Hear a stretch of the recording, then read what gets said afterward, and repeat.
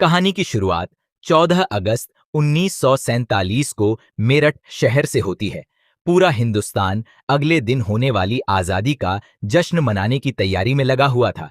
गलियों को सजाया जा रहा था, घरों पर तिरंगे लगाए जा रहे थे और हर तरफ एक नई सुबह आने की उम्मीद दिखाई दे रही थी। लेकिन इसी जश्न के पीछे देश के एक हिस्से में हालात तेजी से बदल रहे थे। शहर में जगह जगह तनाव बढ़ने लगा था, दंगे भड़क चुके थे और हिंदू मुसलमानों के बीच नफरत की आग फैलाई जा रही थी। इसी मेरठ शहर में हमारी मुलाकात सिकंदर मिर्जा से होती है। सिकंदर एक मुसलमान था, लेकिन उसके लिए सबसे पहले उसका देश था। सिकंदर अपने यहाँ काम करने वाले लोगों से कहता है कि कल कोई नमस्ते या सलाम नहीं करेगा, कल हर कोई सिर्फ जय हिंद बोलेगा। सिकंदर ने 15 अगस्त के लिए पूरे मोहल्ले को बेहद खूबसूरती से सजाया था। उसने अपने कर्मचारियों के लिए नए कपड़ों का भी इंतजाम किया था, ताकि आजादी के इस ऐतिहासिक दिन को सभी लोग एक साथ मना सकें। लेकिन तभी उसे एहसास होता है कि उसके कुछ कर्मचारी अभी तक काम पर नहीं पहुंचे हैं। पूछताछ करने पर पता चलता है कि शहर के हालात बेहद खराब हो चुके हैं। जगह जगह दंगे हो रहे थे, लोगों को उनके धर्म की वजह से निशाना बनाया जा रहा था और कई मुसलमान परिवार अपने घरों से बाहर निकलने तक से डर रहे थे। हालांकि सिकंदर को शुरुआत में लगता है कि ये हालात ज्यादा देर तक नहीं रहेंगे। उसे भरोसा था कि सब कुछ जल्दी ठीक हो जाएगा, लेकिन वक्त गुजरने के साथ हालात सुधरने की बजाय और ज्यादा बिगड़ते चले गए। तभी सिकंदर का भाई रसीद उनके पास आता है। रसीद के चेहरे पर डर साफ दिखाई दे रहा था। वह सिकंदर से कहता है कि अब इस शहर में उनके लिए रहना सुरक्षित नहीं है। शहर के अलग अलग इलाकों में दंगे तेजी से फैल रहे थे और लोगों के घरों को आग लगाई जा रही थी। लेकिन सिकंदर अभी भी अपनी मिट्टी छोड़ने के लिए तैयार नहीं था। आखिर यह वही देश था जिसके लिए उसने अपनी जिंदगी लगा दी थी, वही देश जिसे आजाद कराने के लिए उसने अपना खून बहाया था। लेकिन तभी खबर आती है कि अब दंगे उनके अपने मोहल्ले तक पहुंच चुके हैं। आसपास के घरों से धुआं उठने लगा, चीख पुकार सुनाई देने लगी और लोगों को समझ आने लगता है कि अब खतरा उनके दरवाजे तक पहुंच चुका है। रसीद एक बार फिर सिकंदर के पास पहुंचता है। इस बार उसकी आवाज में डर नहीं, बल्कि अपने परिवार को खो देने की बेचैनी होती है। वह सिकंदर से साफ कह देता है, अब यहां नहीं रहा जा सकता। दंगाई किसी भी वक्त हमारे घर तक पहुंच सकते हैं। हमें अभी इसी वक्त यहां से निकलना होगा। सिकंदर कुछ पल के लिए खामोश हो जाता है। उसके सामने एक तरफ उसका घर था, उसकी मेहनत थी, उसकी यादें थीं और सबसे बढ़कर उसकी अपनी मातृभूमि थी। वह रसीद से पूछता है, लेकिन हम कहां जाएंगे? रसीद के पास इस सवाल का जवाब था और शायद यही जवाब सिकंदर के लिए सबसे ज्यादा दर्दनाक था।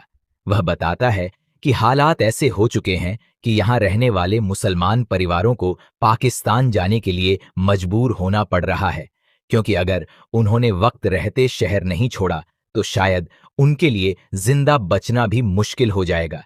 सिकंदर खुद अपनी जान की ज्यादा परवाह नहीं करता था। उसने अपने देश के लिए बहुत कुछ सहा था और जरूरत पड़ने पर वह अपनी जान देने से भी पीछे नहीं हटता। लेकिन अब मामला सिर्फ उसकी जिंदगी का नहीं था। उसके सामने उसका पूरा परिवार था और एक पिता, एक भाई और परिवार के मुखिया के तौर पर वह अपने लोगों को अपनी आंखों के सामने मरते हुए नहीं देख सकता था। आखिरकार सिकंदर एक मुश्किल फैसला लेता है। वह अपने पूरे परिवार को साथ लेकर घर से निकल पड़ता है। बाहर पूरा शहर जैसे आग में जल रहा था। जिस शहर में कुछ घंटे पहले आजादी के जश्न की तैयारियां हो रही थीं, उसी शहर की गलियों में अब डर और मौत का साया था। सिकंदर और उसका परिवार किसी तरह रेलवे स्टेशन की तरफ भागने लगता है। हर कदम के साथ उनके पीछे छूट रहा था उनका घर, उनकी जमीन, उनकी यादें और वह हिंदुस्तान जिसे सिकंदर ने हमेशा अपना देश माना था। लेकिन उन्हें अभी नहीं पता था कि रेलवे स्टेशन तक पहुंचना ही उनकी सबसे बड़ी परीक्षा बनने वाला है और आगे जो होने वाला था वह सिकंदर की पूरी जिंदगी बदल देने वाला था। वो लोग रेलवे स्टेशन पर पहुंच तो जाते हैं, लेकिन वहां बहुत सारे दंगाई इन लोगों पर हमला कर देते हैं। सिकंदर उन लोगों से लड़ने की पूरी कोशिश करता है, लेकिन उसका आधा परिवार वहीं बिछड़ जाता है और उसका बेटा जावेद भी उसी दौरान उससे अलग हो जाता है। अब सिकंदर अपनी पत्नी बेगम और बेटी तन्नू को लेकर लाहौर पहुंच जाता है। लाहौर के रिलीफ कैंप में कुछ दिन बिताने के बाद उसे अब अपना एक घर भी चाहिए था। रिलीफ कैंप में जितने भी लोग रह रहे थे, कस्टोडियन वाले उन्हें घर अलॉट कर रहे थे, लेकिन बहुत दिन हो चुके थे और सिकंदर को कोई भी घर नहीं मिल रहा था। तब सिकंदर को पता चलता है कि जिन लोगों के पास पैसे होते हैं उन्हीं लोगों को घर मिल रहा है। इसी वजह से सिकंदर उन लोगों पर बहुत गुस्सा करता है। थोड़ी देर बाद ही सिकंदर की मुलाकात हबीब अनवर नाम के एक लड़के से होती है। वह एक शायर है और साफ दिल का इंसान भी है। हबीब सिकंदर से कहता है कि उसे एक घर अलॉट हुआ है, लेकिन वह वहां रहना नहीं चाहता। वह चाहता है कि सिकंदर उस घर में रहे और उसके सारे कागज सिकंदर के नाम पर कर दिए जाएं। यह देखकर सिकंदर को बहुत अच्छा लगता है। उसे महसूस होता है कि आज भी दुनिया में कुछ ऐसे लोग हैं जो दूसरों की मदद करना जानते हैं। इसके बाद वे लोग उस घर के पास पहुंचते हैं जहां उन्हें मालूम चलता है कि यह तो एक बहुत बड़ी हवेली है जिसमें 22 कमरे हैं। घर के बाहर से हवेली जितनी बड़ी दिखाई दे रही थी, अंदर जाने के बाद वह उससे भी ज्यादा विशाल लगती है। उन्हें समझ आ जाता है कि इस हवेली को बहुत ही नाजों से बनवाया गया है। यहां यह भी पता चलता है कि यह हवेली किसी हिंदू परिवार की थी। अब तन्नू हवेली में घूम रही थी। तभी अचानक तन्नू चिल्लाने लगती है और कहती है कि उसने अभी अभी यहां किसी को देखा है। सिकंदर और बेगम तुरंत वहां पहुंचते हैं। वहां उन्हें एक बूढ़ी औरत दिखाई देती है। सिकंदर उनसे कहता है कि कस्टोडियन वालों ने यह हवेली उन्हें अलॉट की है, इसलिए उन्हें यहां से जाना पड़ेगा। लेकिन वह बूढ़ी औरत कहती है कि यह उसकी हवेली है, उसके बेटे रतन की हवेली है। उसका बेटा अपनी पत्नी के साथ ससुराल गया था और जब तक उसका बेटा रतन वापस नहीं आ जाता तब तक वह यहां से कहीं नहीं जाने वाली। ये सारी बातें सुनने के बाद सिकंदर को एक बात तो मालूम चल गई थी कि बूढ़ी औरत हिंदू है, लेकिन अब यह हवेली उसके नाम पर हो चुकी थी। इसीलिए सिकंदर चाहता था कि वह बूढ़ी औरत यहां न रहे। सिकंदर उससे कहता है कि वह कस्टोडियन वालों के पास जाएगा और उसकी शिकायत करेगा, लेकिन बूढ़ी औरत कहती है कि उसे जहां जाना है वह वहां चला जाए, लेकिन वह यहां से कहीं नहीं जाने वाली। इसके बाद सिकंदर कस्टोडियन वालों के पास जाता है और उन्हें सारी बातें बताता है कि उस हवेली में एक हिंदू औरत रहती है और वह घर से जाने का नाम नहीं ले रही है। तब कस्टोडियन वाले सिकंदर से कहते हैं कि देखा जाए तो यह हवेली उसी के नाम पर है। अगर उसने शिकायत कर दी तो सिकंदर को यह हवेली खाली करनी पड़ेगी। वे सिकंदर से साफ कहते हैं कि वह तो एक बूढ़ी औरत है, वह हवेली के किसी भी कोने में आराम से रह सकती है। इसके बाद हम याकूब खान को देखते हैं। वैसे तो उसकी एक चुनावी पार्टी है, लेकिन वह अक्सर बदमाशों वाले काम करता रहता है। लाहौर में जितने भी हिंदू थे उनमें से कई लोग याकूब खान को सुपारी देते थे और वह लोगों को मारने का काम करता था। याकूब खान पहले यह काम मुफ्त में कर दिया करता था, लेकिन अब इन कामों के लिए पैसे लेने लगा था। वह अब तक बहुत सारे लोगों को मरवा चुका था। वह एक खतरनाक इंसान था और उसके साथी भी कम खतरनाक नहीं थे। अब याकूब खान को रतन की हवेली में रहने वाली उस बूढ़ी औरत के बारे में भी मालूम चल चुका था। उसे लगता था कि उस हवेली में बहुत सारे हीरे और सोने गड़े हुए हैं। इसी वजह से वह चाहता था कि हवेली किसी और को अलॉट न हो। लेकिन याकूब को एक बात समझ नहीं आ रही थी। हवेली में रहने वाले बाकी लोगों को उसके आदमियों ने मार दिया था, तो फिर वह बूढ़ी औरत कैसे बच गई? तब पता चलता है कि हवेली में 22 कमरे थे और उस रात बूढ़ी औरत कहीं छिप गई होगी। दूसरी तरफ सिकंदर और उसकी पूरी फैमिली उस बूढ़ी औरत से परेशान थी। वे बार बार उससे कहते हैं कि अब यह देश मुसलमानों का देश बन गया है और इसीलिए उसे वापस हिंदुस्तान चले जाना चाहिए, वरना उसकी जान को यहाँ खतरा हो सकता है। लेकिन बूढ़ी औरत कहती है कि उसे किसी से भी डर नहीं लगता। जब तक उसका बेटा रतन वापस नहीं आ जाता तब तक वह यहाँ से कहीं नहीं जाने वाली। इसके बाद सिकंदर भी बूढ़ी औरत को अपने बारे में बताने लगता है कि हिंदुस्तान में उनके साथ भी बहुत बुरा हुआ है। यह सारी बातें सुनने के बाद बूढ़ी औरत कहती है कि वे लोग यहाँ रह सकते हैं। इसी दौरान उनके दरवाजे पर सिकंदर का बेटा जावेद आ जाता है। जावेद को देखने के बाद पूरा परिवार खुश हो जाता है क्योंकि जावेद कई महीनों के बाद वापस आया था। उन्हें लग रहा था कि शायद उन्होंने जावेद को हमेशा के लिए खो दिया है, लेकिन जावेद बताता है कि बस वही बचा है, बाकी कोई भी नहीं बच पाया। यह सुनकर सिकंदर और बेगम बेहद दुखी हो जाते हैं, लेकिन जैसे ही जावेद को मालूम चलता है कि इस हवेली में एक बूढ़ी औरत भी रहती है, उसका गुस्सा 7वें आसमान पर पहुंच जाता है। अब वह उसे किसी भी हालत में वहां से हटाना चाहता था। जावेद कहता है कि हमारे साथ हिंदुस्तान में कितना बुरा हुआ है, यह आप सोच भी नहीं सकती। उनके परिवार वालों को बहुत बुरी तरह मारा गया है। जावेद ने सोच लिया था कि वह इस बूढ़ी औरत को यहां से हटाकर रहेगा। इसीलिए जावेद अगले दिन याकूब खान से मिलने पहुंच जाता है और उसे सारी बातें बताता है। याकूब खान कहता है कि अब यह उसकी जिम्मेदारी है, वह किसी भी हालत में उस बूढ़ी औरत को बाहर निकालेगा और उसे जान से मार देगा। लेकिन बदले में याकूब खान जावेद से 2000 रुपये मांगता है।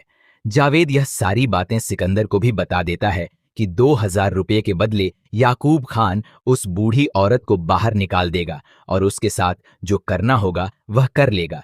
यह सारी बातें सिकंदर अपनी बेगम को भी बताता है। बेगम यह सुनकर समझ जाती है कि अगर वे लोग बूढ़ी औरत को बाहर निकालेंगे तो याकूब उसे जान से मार देगा। इसीलिए बेगम चाहती है कि उस बूढ़ी औरत को कुछ नहीं होना चाहिए, क्योंकि अगर उसकी जान गई तो उसका इल्जाम उनके ऊपर आएगा, जिसे वे कभी नहीं भूल पाएंगे। अगले दिन हम देखते हैं कि सिकंदर ने अपने कारखाने के लिए एक जमीन देखी थी और उसकी एडवांस पेमेंट भी कर दी थी, लेकिन अगले ही दिन उस जमीन का मालिक सिकंदर को एडवांस पेमेंट वापस कर देता है और कहता है कि उसे यह जमीन नहीं मिलेगी। यह सारी चीजें देखकर सिकंदर समझ जाता है कि यह सारा काम याकूब खान का है। उस वक्त बेगम की भी काफी तबीयत खराब थी। माई ने उसका ख्याल रखा, उसे काढ़ा बनाकर दिया और दवाई भी दी। अब माई को यह भी पता चल गया था कि सिकंदर को कारखाने के लिए जमीन चाहिए, लेकिन उसे जमीन नहीं मिल रही है।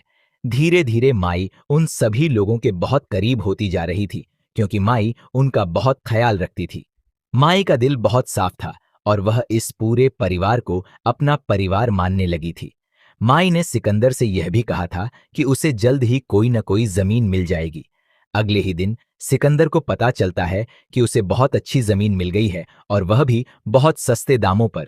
इसीलिए वह अपनी बेगम का मुंह मीठा कराने के लिए घर आता है और माई को भी यह खुशखबरी देता है कि उसे जमीन मिल चुकी है और अब वह अपने कारखाने का काम शुरू कर सकता है। यह सुनकर माई को भी बहुत खुशी होती है। अगले सीन में हम देखते हैं कि याकूब खान के कुछ लोग हवेली में घुस जाते हैं और माई को मारने की कोशिश करते हैं। वे लोग बहुत सारे थे, लेकिन माई के कमरे तक पहुंचने से पहले ही सिकंदर उन्हें रोक लेता है और उनकी जमकर पिटाई कर देता है। यह सब देखकर माई बहुत डर जाती है। तब सिकंदर उसे गले लगा लेता है। अब सिकंदर और माई के बीच माँ बेटे जैसा रिश्ता बन चुका था। सिकंदर माई को अपनी माँ मान चुका था, लेकिन तभी सिकंदर को मालूम चलता है कि ये सारे गुंडे पीछे वाले गेट से अंदर आए थे। पीछे वाले गेट पर ताला लगा था, लेकिन वह ताला जावेद ने खोला था और उसी ने इन गुंडों को अंदर आने दिया था। यह बात पता चलने के बाद सिकंदर अपने बेटे पर बहुत गुस्सा करता है और उसे एक थप्पड़ भी मार देता है, लेकिन जावेद कहता है कि आप लोगों को पता भी नहीं है कि उन लोगों ने हमारे लोगों के साथ क्या किया था। अगले दिन हम हबीब अनवर को देखते हैं, जो अक्सर लोगों की मदद करता रहता है। कुछ लोग हबीब से पूछते हैं कि आखिर वह लोगों की इतनी मदद क्यों करता है। तब हबीब अनवर कहता है कि दरअसल उससे एक वादा किया गया था और वह उसी वादे को पूरा कर रहा है। उस लड़की का नाम तबस्सुम था। वे दोनों कॉलेज में मिले थे और एक दूसरे से बहुत प्यार करते थे। हबीब ने तबस्सुम से वादा किया था कि वह लोगों की मदद करेगा और उनके चेहरे पर मुस्कान लाएगा। हालांकि यहाँ हबीब तबस्सुम के बारे में ज्यादा कुछ नहीं बताता। वह कहता है कि किसी फुर्सत के समय वह आगे की कहानी बताएगा। दूसरी तरफ हवेली के अंदर अब माई इन सभी लोगों के साथ पूरी तरह घुल मिल चुकी थी। माई इस परिवार का हिस्सा बन चुकी थी। एक दिन सिकंदर ने देखा कि माई छत पर अकेले खाना बना रही है। यह देखकर बेगम माई से कहती है कि आज के बाद वह खाना नहीं बनाएंगी, क्योंकि अब वह खुद माई के लिए खाना बनाएगी। अब सिकंदर को ऐसा लगता है कि कहीं न कहीं माई अपने बेटे रतन का इंतजार कर रही है, इसीलिए वह रतन के बारे में पता करना चाहता है। उसने बहुत सारे खत लिखे और दिल्ली पहुंचाए, लेकिन तभी एक आदमी सिकंदर को उसके बेटे रतन के बारे में बताता है। वह आदमी बताता है कि जब शहर में दंगे हुए थे, तब रतन अपनी पूरी फैमिली के साथ माई को वापस लेने के लिए आया था, लेकिन बीच रास्ते में ही कुछ दंगाइयों ने उन पर हमला कर दिया और उसके पूरे परिवार को मार दिया। यह सारी बातें सुनने के बाद सिकंदर की आंखों से आंसू आ जाते हैं। वह घर जाकर माई को गले लगा लेता है, लेकिन सिकंदर ने माई को कुछ भी नहीं बताया। वह उससे कहता है, आज के बाद आपका बेटा मैं हूं। आपको किसी भी चीज की जरूरत पड़ेगी तो आप मुझसे कहेंगी। अब आपको कहीं भी जाने की जरूरत नहीं है। क्योंकि सिकंदर जब सिर्फ 4 साल का था, तभी उसकी मां इस दुनिया में नहीं रही थी। सिकंदर को भी मां का प्यार कभी नहीं मिला था। दूसरी तरफ याकूब खान अब सियासत में उतर चुका था। उसे चुनाव जीतना था और शहर में कोई ऐसा मुद्दा चाहिए था जिसे उठाकर वह लोगों को अपने पक्ष में कर सके। उसके लिए वह मुद्दा माई थी। अगर वह माई को हवेली से बाहर निकलवाकर वापस उसके देश भेज देता तो वह यह चुनाव आसानी से जीत सकता था। इस काम में जावेद भी याकूब खान का साथ दे रहा था। यहीं पर हम याकूब खान की बहन को भी देखते हैं, जो धीरे धीरे जावेद को पसंद करने लगी थी। दोनों अक्सर एक दूसरे से बात करने लगे थे। एक दिन माई सिकंदर के पास आती है। वह कहती है कि दिवाली नजदीक है और वह चाहती है कि घर में पूजा करे और 2 दिए जलाए। सिकंदर कहता है, माई, जैसे दिवाली पर पूजा होती है वैसे ही आप पूजा करेंगी, और एक नहीं बल्कि हम ढेर सारे दिए जलाएंगे। फिर दिवाली का समय आ जाता है और दिवाली बहुत ही धूमधाम से मनाई जाती है। माई अपने पुराने दिनों को याद करती है, जब वह अपने बेटे रतन और अपनी बहू के साथ दिवाली मनाया करती थी। वह बहुत खुश रहा करती थी और मोहल्ले के सभी लोग उनके घर आया करते थे। इस बार भी ऐसा ही होता है। बहुत सारे लोग उनके घर पर आए हुए थे, लेकिन तभी याकूब भी वहां पहुंच जाता है। वह देखता है कि इस हवेली में दिवाली की पूजा हो रही है और लोग उस बूढ़ी औरत का साथ दे रहे हैं। याकूब खान सिकंदर से कहता है कि इस पाक जमीन को इस औरत ने नापाक कर दिया है, इसीलिए इस औरत को तुरंत हिंदुस्तान भेज दो। सिकंदर कहता है कि इस्लाम में कहीं भी नहीं लिखा कि कोई किसी भगवान की पूजा नहीं कर सकता। इस्लाम में यह भी नहीं लिखा कि नफरत फैलाओ। इस्लाम में लिखा है कि हम सभी लोग अच्छे से रहें, एक दूसरे के साथ रहें, बिना नफरत फैलाए और बिना दूसरों को दुख दिए। लेकिन याकूब खान को तो मुद्दा उठाना था, इसीलिए वह एक सभा बुलाता है जिसमें बहुत सारे लोग आते हैं।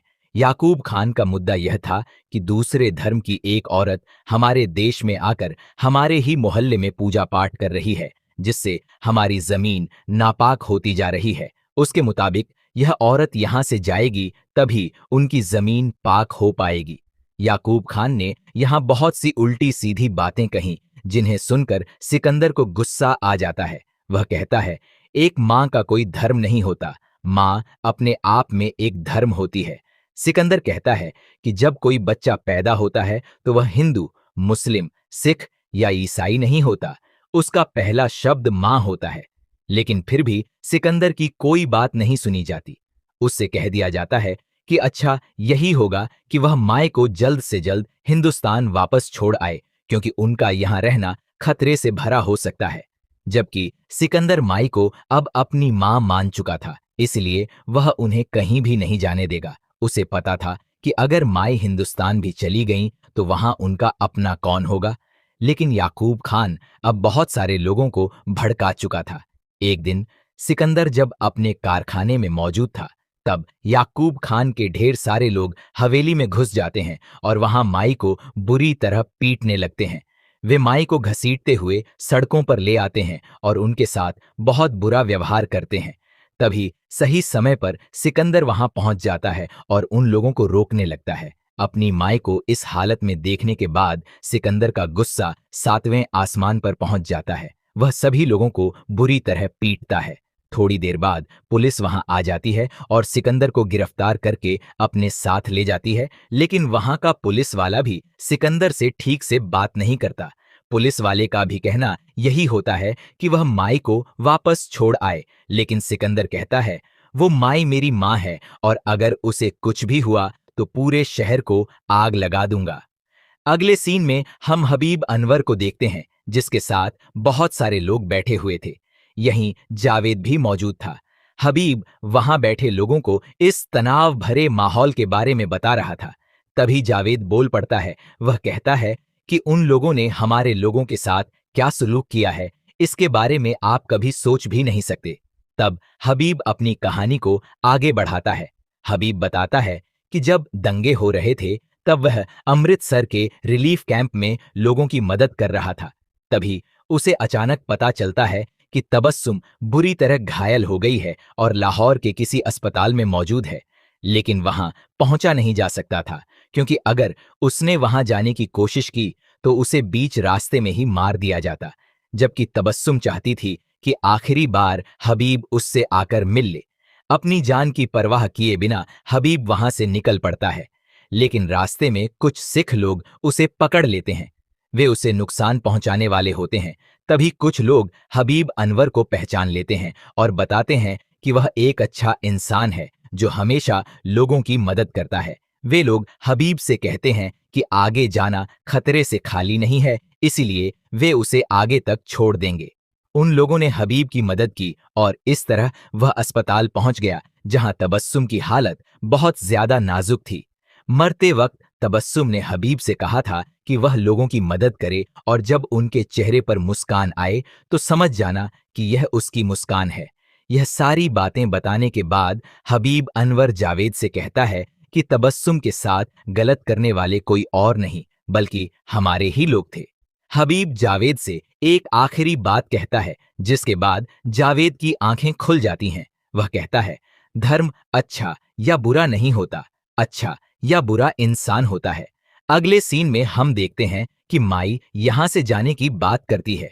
एक बार उन्होंने कोशिश भी की थी कि वह यहां से चली जाएं, लेकिन सिकंदर उन्हें वापस लेकर आता है और कहता है कि आप यहां से कहीं नहीं जाएंगी। और अब यहां एक बड़ा रहस्य सामने आता है। कारखाने के लिए जो जमीन सिकंदर को मिली थी वह दरअसल माई की ही जमीन थी, जिनका असली नाम दुर्गावती था। अब एक दिन सिकंदर जब अपने कारखाने में काम कर रहा था, तभी अचानक उसे पता चलता है कि माई की तबीयत बहुत ज्यादा बिगड़ गई है। सिकंदर दौड़ते हुए घर पहुंचता है। वहां वह देखता है कि माई की हालत सचमुच बहुत खराब है। उन्हें तेज बुखार था और वह अपने आखिरी पलों में अपने बेटे रतन को याद कर रही थीं। उन्हें ऐसा लग रहा था कि रतन वापस आ गया है। वह रतन से कहती हैं कि सिकंदर और उसकी पूरी फैमिली का ख्याल रखना। यह देखकर याकूब खान का गुस्सा और बढ़ जाता है। वह अपने लोगों के साथ योजना बनाता है कि अंतिम संस्कार में शामिल होने वाले सभी लोगों को मार देगा। याकूब खान को पता था कि अंतिम संस्कार में साथ देने वाले लोगों की संख्या लगभग 7-8 होगी और वह शुरुआत मौलाना से करने वाला था। वह तुरंत एक मस्जिद में जाता है और वहां के मौलाना को मार देता है, क्योंकि मौलाना ने सिकंदर का साथ देने की कोशिश की थी। यह सारी बातें जावेद को भी मालूम चल जाती हैं, क्योंकि याकूब खान की बहन ने जावेद को बता दिया था कि उन लोगों पर हमला होने वाला है। इसी वजह से जावेद भी उन लोगों से भिड़ जाता है और किसी तरह अपने पिता के पास जाने लगता है। अब याकूब खान रास्ते में एक जगह पर उन लोगों का इंतजार करने लगता है। उसे पता था कि यहीं से सिकंदर और उसके लोग अंतिम संस्कार के लिए निकलेंगे। लेकिन तभी याकूब खान की आंखें खुली की खुली रह जाती हैं, क्योंकि सिकंदर के साथ सिर्फ 7-8 लोग नहीं बल्कि बहुत सारे लोग थे। साथ ही वे सभी राम नाम सत्य है बोल रहे थे। यह देखकर याकूब खान हैरान रह जाता है। थोड़ी देर बाद जावेद पुलिस लेकर वहां पहुंच जाता है और याकूब खान को पुलिस गिरफ्तार कर लेती है। फिल्म के आखिर में हिंदू रीति रिवाज के तहत माई का अंतिम संस्कार किया जाता है। जब सिकंदर माई को मुखाग्नि दे रहा होता है, तभी जावेद भी उसका हाथ पकड़ लेता है, क्योंकि जावेद को समझ आ चुका था कि उसके पिता सिकंदर ने जो किया वह किसी भी धर्म से ऊपर था। इसी के साथ यह फिल्म भी यहीं समाप्त हो जाती है। दोस्तों, आप इस फिल्म को 10 में से कितनी रेटिंग देना चाहोगे, जरूर बताइएगा। उम्मीद करता हूं आपको यह वीडियो पसंद आई होगी। अगर वीडियो पसंद आई हो तो वीडियो को लाइक करके चैनल को सब्सक्राइब जरूर कीजिए ताकि आपको इसी तरह का लेटेस्ट और फ्रेश कंटेंट मिलता रहे। मिलते हैं एक और कमाल की वीडियो के साथ। तब तक के लिए हमारे चैनल के साथ बने रहिए।